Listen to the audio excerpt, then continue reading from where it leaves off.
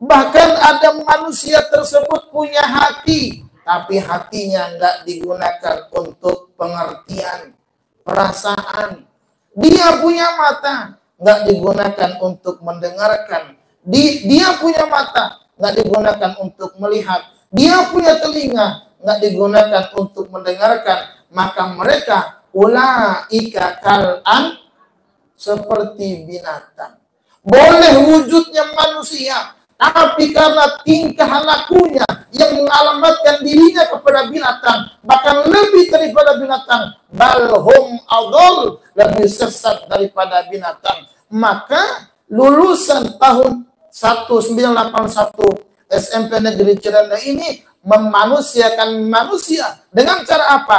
Datang silaturahim, saling membantu. Ada yang sakit dibantu, ada yang kekurangan dibantu. Tidak akan saling caci maki, tidak akan saling memfitnah, saling memuliakan, saling membantu. Ini bagian daripada perbuatan orang-orang yang derajatnya diangkat oleh Allah Subhanahu wa taala. Sampai-sampai kata Nabi, irhamu man fil ardi yarhamukum man fis sama. Kasihanilah makhluk di muka bumi ini, niscaya yang di langit akan mengasihani kalian semuanya. Karena apa? Saling membantu, silaturahim, yang sakit dibantu, yang kurang dibantu, semua dalam bantuannya dalam rangka memuliakan derajat kita di hadapan Allah Subhanahu wa taala.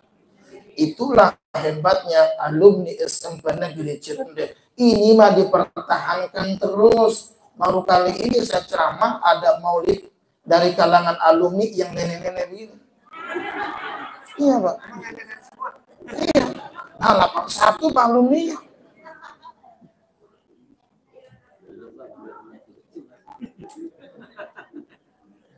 Makanya lanjutin terus. Kira-kira kalau bantu orang itu bikin miskin nggak, Pak? Masya Allah. Ada satu ayat dalam Al-Quran tuh. Innal ladzina yatluna kitaballah wa aqamus shalah wa anfaqu mimma razaqnahum sirran wa alaniyah yarjuna tijaratan lan.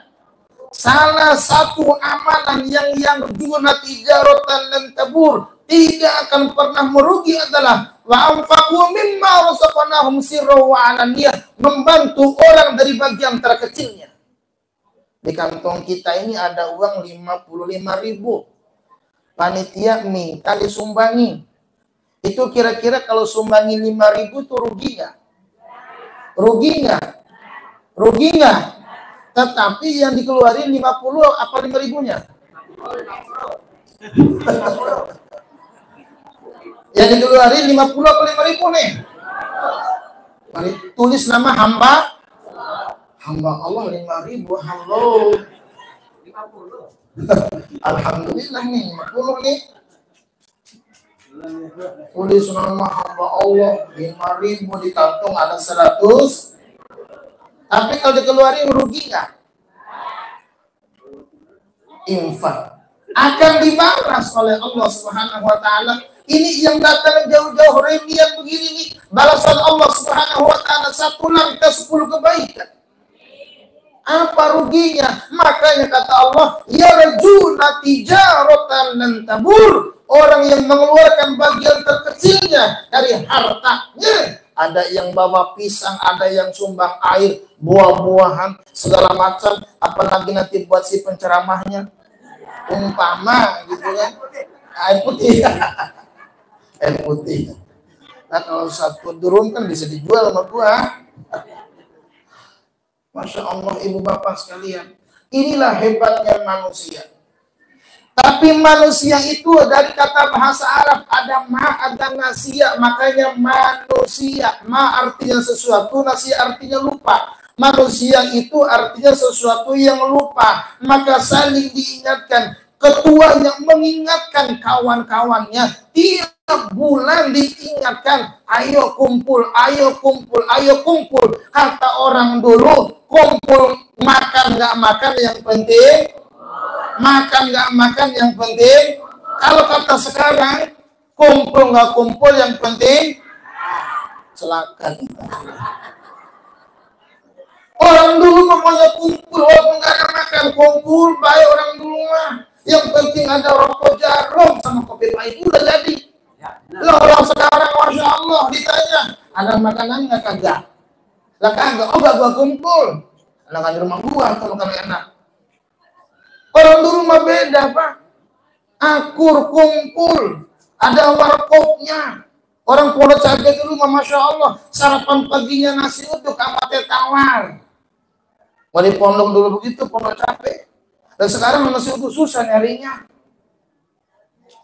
Udah pada mati kali yang bikin itu. Anaknya kagak diajarin. Padahal itu khas Betawi itu. Nah, yang ketiga, jangan panjang-panjang nih. Ya, yang pendek-pendek aja Bu ceramahnya. Ya Bu ya. Ibu mau yang pendek apa yang panjang ya? Maunya panjang masuk separuh apa pendek masuk semua? Ceramah. Ya. Yang ketiga, bersyukur atas kenikmatan dari Allah Subhanahu wa taala kepada kita. Masya Allah. Ini sehat-sehat, alhamdulillah. Bersyukur kita kepada Allah. Banyak orang yang nggak bisa duduk seperti ini. Banyak orang yang kesehatannya sedang diganggu. Banyak orang yang kesehatannya nggak seperti kita. Kita duduk 2 jam, duduk 3 jam, alhamdulillah. Kadang-kadang selonjoran mangga apa-apa. Ini bentuk kesehatan dari Allah. Alhamdulillah. Tuh, lihat orang-orang yang terbaring di rumah sakit. Kata orang sekali-sekali jalan mau ke rumah sakit, ya Allah banyak banget orang yang sakit. Kita masih sehat, alhamdulillah. Datang mau ke kuburan, Masya Allah sudah pernah terbaring, kita masih hidup, alhamdulillah. Masih bisa beribadah kepada Allah. Duduk di majelis taklim ini bentuk kita syukur kepada Allah Subhanahu. Jarang orang yang bisa duduk seperti kita ini. Makanya kata Nabi, idza marartum biriyadil jannah fal'u, apabila kalian semuanya melewati taman di antara taman surga, masuklah kalian. Sahabat Nabi bertanya, ya Rasulullah, wa riyadul jannah, apakah yang dinamakan taman di antara taman surga itu? Kata Nabi, hilakul dzikri, riungan orang-orang yang berzikir. Artinya, di tempat ini ada orang yang zikirnya, di tempat ini ada orang yang selawatan, ada yang baca Quran, ada yang ingat Allah, ada yang ceramah. Inilah bagian daripada taman di antara taman. Taman di antara taman. Kalau duduk di taman surga, sebentar lagi masuk ke dalam. Umpama ini ambruk semuanya, semua mati, kecuali si penceramah yang belum mati, maka semua masuk ke dalam surga. Maulah. Itulah hebatnya bermajlis. Inilah kenikmatan dari Allah Subhanahu wa taala.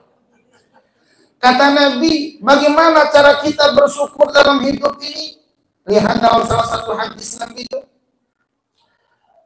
Unzur man huwa asfala minkum, la tanzur man huwa fawqakum. Lihatlah orang yang di bawah kamu, jangan lihat orang yang di atas kamu. Lihat orang yang di bawah kamu. Kalau ada kita sudah punya mobil, lihatlah orang yang nggak punya mobil. Kalau kita punya motor, lihatlah orang yang naik sepeda. Kalau orang yang naik sepeda, lihatlah orang yang jalan kaki. Kalau orang masih bisa jalan kaki, lihatlah orang yang stroke. Cara bersyukur. Kalau orang punya rumah, lihatlah yang masih ngontrak. Kalau orang yang lagi ngontrak, lihatlah yang nggak bisa bayar kontrakan. Sama dong, lihat di bawah kita. Kalau lihat ke atasnya, yang ada sakit hati kita, ibu bapak sekalian. Yang jalan kaki, lihat orang yang punya motor. Siaran loh, motor baru gua belum punya.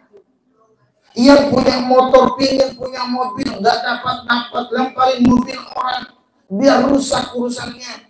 Ada sakit hati ibu bapak sekalian. Maka dalam hidup ini bersyukur kita kepada Allah. Apapun jabatan kita, apapun rezeki kita, bagaimana kesehatan kita, bersyukur kepada Allah. Bersyukur kepada Allah.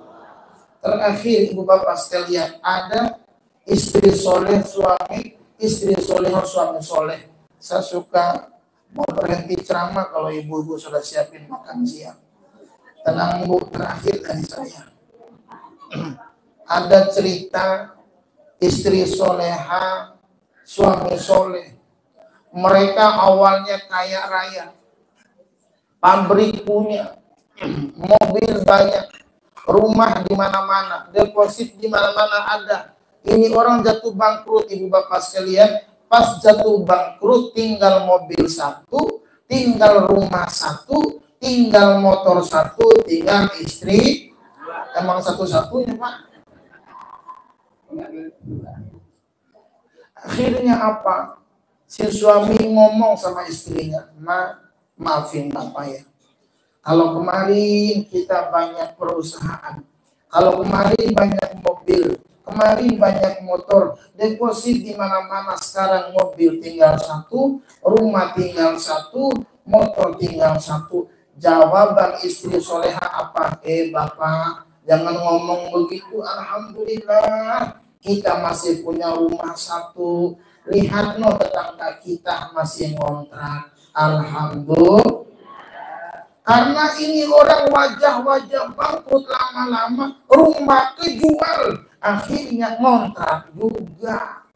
Sampai di kontrakan ngomong lagi suaminya, maafin bapak ya. Kalau kemarin kita masih punya rumah, sekarang akhirnya kita ngontrak juga. Jawaban istri soleha apa? Bapak, jangan ngomong kayak gitu. Alhamdulillah kita masih bisa ngontrak. No, kawan kita tinggal di musola. Yo, ibu-ibu ini mana? Ngontrak apa musola? Ngontrak apa musola?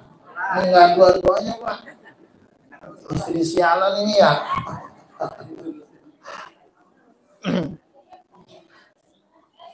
Karena ini orang di musoli, di kontrakan gak punya uang buat bayar kontrakan, diusir itu sama yang punya kontrakan. Lama-lama ke musola juga.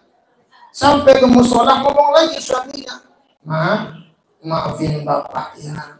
Kalau kemarin kita masih bisa di kontrakan, akhirnya kita ke musola juga. Kata istri soleha apa?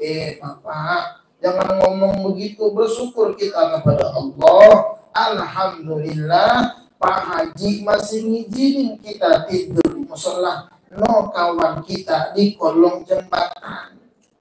Alhamdulillah. Ayo musola ke kolong jembatan Pak Bu. Enggak mau juga.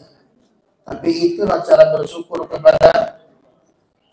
Akhirnya ini orang karena ngotorin musola, nggak mau bersihin musola, marah Pak Hajinya, diusir dia. Lama-lama maksud juga di kolong jembatan. Sampai di kolong jembatan ngomong lagi suaminya, maafin bapak ya. Kalau kemarin kita masih di musola, akhirnya kita masuk juga kolong jembatan. Jawaban istri soleha apa yang pandai bersyukur? Pak, jangan ngomong kayak gitu. Alhamdulillah kita masih bisa di kolong jembatan. No, kawan saya, kawan kita sudah masuk ruang ICU. Yo, kolong jembatan apa ruang ICU? Alhamdulillah. Karena ini orang panas kepanasan, hujan kehujanan, banjir kebanjiran, sampai nyamuk kenyamukan, akhirnya sakit juga, masuk ruang ICU. Ngomong lagi bapak sama istrinya, maafin bapak ya. Kalau kemarin kita masih di kolong jembatan, akhirnya kita masuk juga di ruang ICU.